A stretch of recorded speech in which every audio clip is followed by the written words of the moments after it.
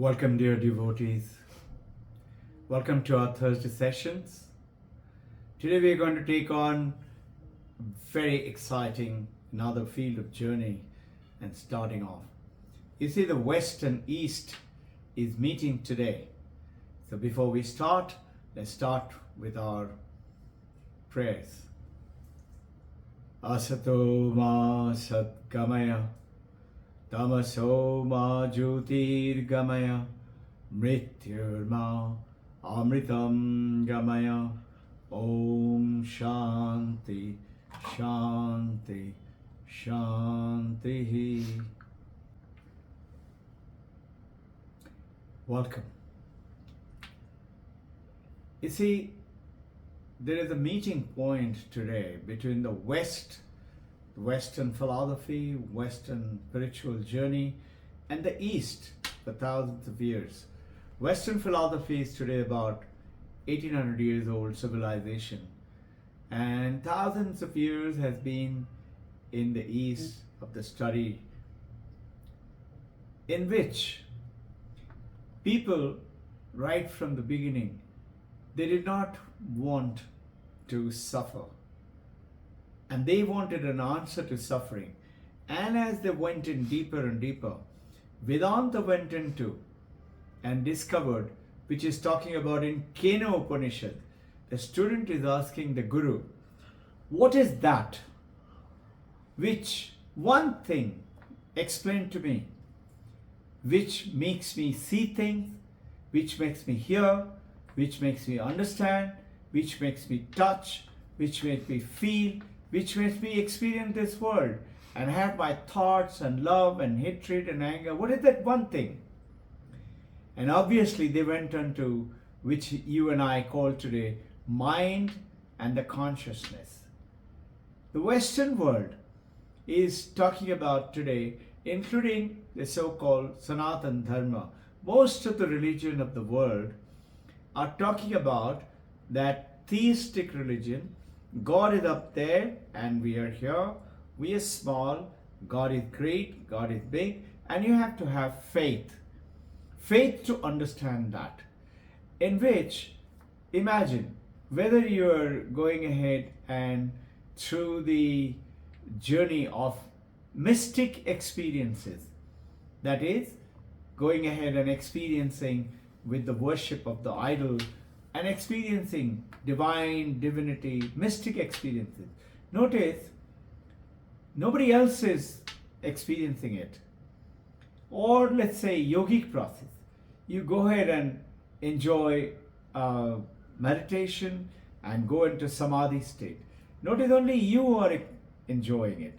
Or let's say you're having an experience, and today, whether it is Sam Harris or Richard Dawkins or Henry Giddens, these are all Dickinson, they're all total atheists. They will say anything that is to cause with the feelings and understanding and realization. He said, yes, we have no doubt that you're experiencing it.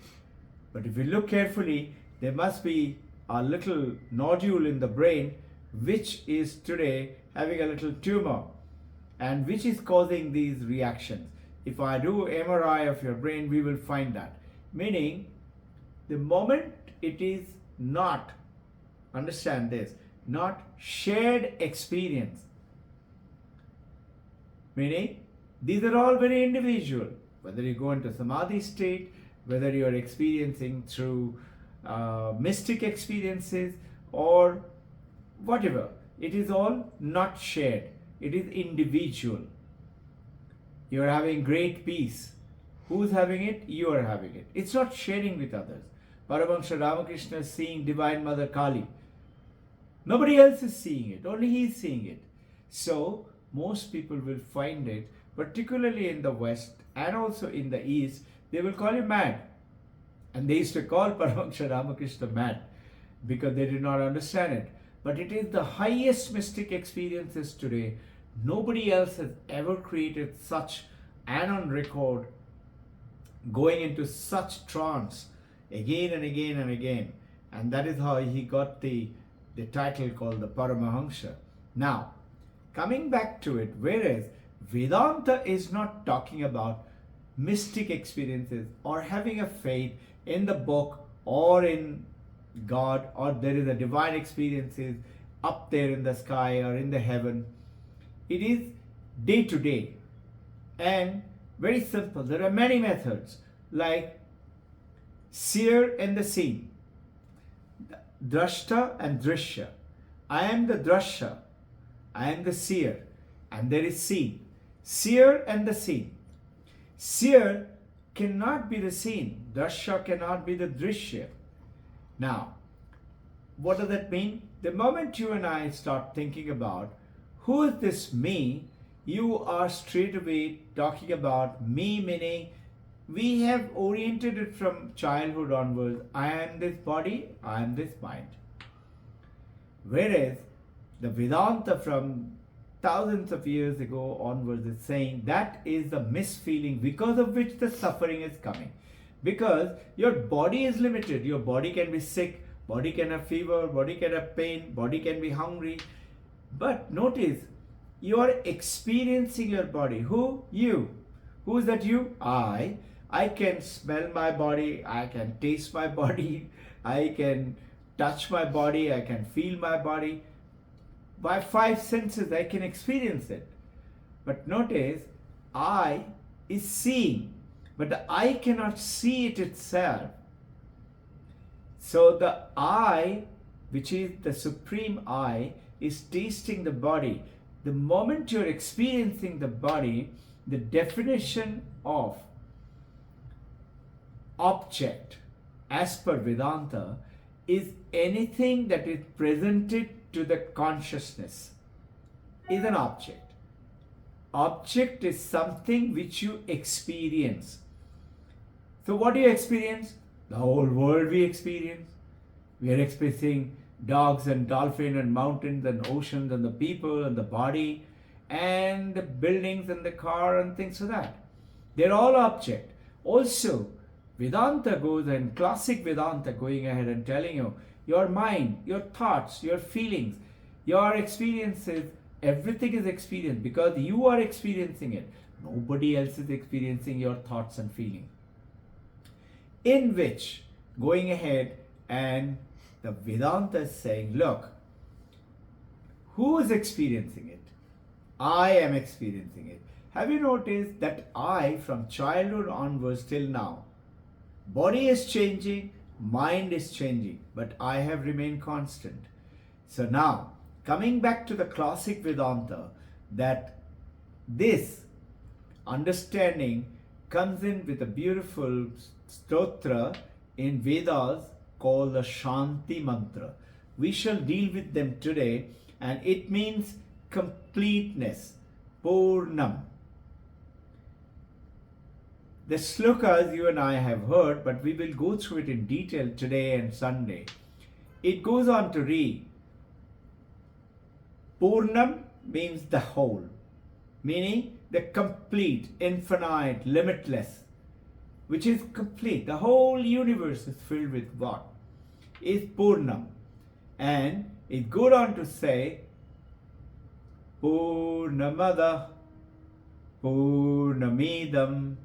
Purnamada means, understanding slowly, that is Purna. Which is that?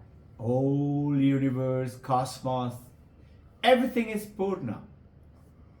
And Purnamidam, that is Purna, this is Purna. Which is this? This is this world. You, me, what we are experiencing. This is also Purna. That is Purna, this is Purna. And Purnat Purnamudachyate Purnamasaya Purnamadaya. Going ahead and telling Purnamada Purnamidam Purnat Purnamudachyate. From that Purna, Purna is taking birth. You and I say God has created this universe. The moment you say God has created, that means God and this universe is separate. That means what? Understand it. Vedanta very clearly telling. Meaning what? That which is that universe created by God, so God will begin when universe finishes, because universe and God is two separate things. As per the theistic religion, Vedanta criticizes it very clearly. That and this is different. Whereas in this Shanti mantra, Purnamada Purnamidam Purnat Purnamudachyate, it takes birth from that. So, a classic people who will criticize, they will say from that if it take it birth this, meaning that and this has to be different. But this is where is the fun, that Purnameva Vashishyate, that is Purnasya Purnamadaya Purnameva Vashishyate. That means this Purna and that Purna, though this Purna is from that Purna, but two Purnas are not separate. Two completeness. Very difficult to understand. How can it be? If I take up a glass of water from a bucket of water, the bucket of water is less. But this is the power of this. So how do you understand it? Understanding it very simply. Just think. I create a clay pot from clay. Clay has created clay pot. Now, clay pot is separate from the clay because clay has created the clay pot. But no, where is the clay? Everywhere else in the clay pot. Where is it that the clay is not there? The Purnamada Purnamidam. Purnam, and which is this Purna? Is the consciousness. It is everywhere. And this is why Taittiriya Upanishad says it is the Ishvara. Is it God? Where is it? There, that, as well as here, this. Now, this is very powerful understanding. See, this world and that world, Purnamada Purnamidam, is not separate. Like clay and the clay pot, like gold and the gold ornament. Where is the gold in the gold ornament? Everywhere in the ornament, irrespective of the shape of the ornament or the name of the ornament or the function of the ornament, gold is everywhere. So Purna in Adam and Purna Idam is one and the same. And this is where it goes and says, once you understand this is what it's going ahead and telling, that Purnamada Purnamidam Purnat Purnamudachyate Purnasya Purnamadaya. The moment you understand that Purna and this Purna are not separate, then Purnameva Vashishyate. You become Purna infinite. You yourself become. And this is our journey to the Advaita Vedanta. That our understanding it, in which understand there is something called Paroksha. What is the Paroksha? Beyond our senses. I can't see it, touch it, taste it, feeling it. That is Paroksha. And what is Pratyaksha? Pratyaksha, which you can touch, taste, feel. And there is Aparoksha, remember? Which is beyond Pratyaksha, beyond Paroksha. So Idam is perceptible universe which we are experiencing all the time. Experience is what?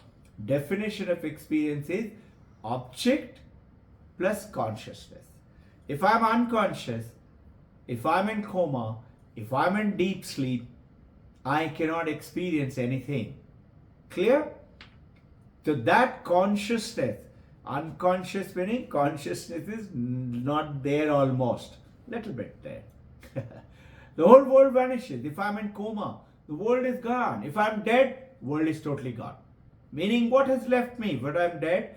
This body, which has got the name called Robbin Ghosh, does not have the consciousness anymore, and the body is declared dead. Mind, along with those mano, buddhi, chitta, ahankar, four elements, make a little bubble and leave as per Advaita Vedanta and goes ahead and searches for the new birth. For what? To understand that Purnamada, Purnamidam, and eventually realize that I am Purna, that is Purna. The moment you do that, you become Paramahamsa. You attain Buddha. And this Purnam is exactly that Purnam, and this Purnam is not different. This is two words are brought together today. There is no cause and effect in the consciousness. Consciousness is everywhere. Consciousness is creating existence. So, consciousness in everything. You and I, unless we are conscious, inanimate objects also have consciousness, like this table. Then, what is it during the consciousness? With the consciousness, we experience the world. What is this table doing? Table uses the consciousness, this chair, this computer, this glass, uses the consciousness to exist in the world. What is consciousness? Existence. Sat, Chit is the Ananda. The moment you realize I am consciousness, I am existence, you attain oneness with this universe, called Paramahamsa, called Buddha and Jesus Christ, great masters. So with that, what happens? You go beyond the body and beyond the mind. And this is our journey today, to continue to take up, to understand we are beyond the cause and the effect, which the moment you identify yourself with the body, then traditional theistic religion comes in. Body is open to suffering, sickness, heat, cold, disease, hunger, thirst, clothes, no clothes. And mind is also. But the moment you realize I'm not the body, not the mind, I am the Purnam. Yes, I'm using the body and the mind like I am water, using the wave, using the ocean, using the river, using the waterfall, using the cloud, using the bubbles, froth, whatever the name, gold, using ring, tiara, necklace, pajit, or necklace, anything. Small pot, clay pot, big clay pot, or a clay plate. Everywhere there is clay, everywhere there is gold, everywhere there is consciousness. So now understand, if there is consciousness, that, if there is consciousness, this, hey, understand the greatness of the message. You and I are part of that. This, idam. That is Adam, Purnamada, Purnamidam. You and I are part of this. And this is what it means, Tat Tvam Asi. You are that. Beautiful example, a story to finish it with. Remember the very famous example of the washerman. They used to take the clothes and they will wash it and scrub it clothes and then dry it up and then bring it home and iron it and give it back to you in 2 days, 3 days time, spotlessly clean. And you should see in the earlier days, they would use rock. They will mash it against the rock and they'll scrub it with the rock. So this washerman had a beautiful rock and he liked that rock very much and he used it for what? Cleaning the clothes. And the rock was always with him. He used to like it. One day he said, I'm going back now home. On my way back home, I'll have to buy some vegetable. My vegetable friend guy makes more money He's smarter than me. Let me ask him about this rock. I like it very much. He used to leave it there and go. And those days, nobody will pick up anything from anybody's station. That was Dhobi Ghat, Dhobi Station 1, 2, must be something like that. Vegetable guy sees this rock. The Dhobi asked him, what do you think about this rock? Such a big rock. And he said, this is very nice rock. I like it. I'll give you 10 kg of brinjal for it. Will you give it to me? Somehow the washerman doesn't give it.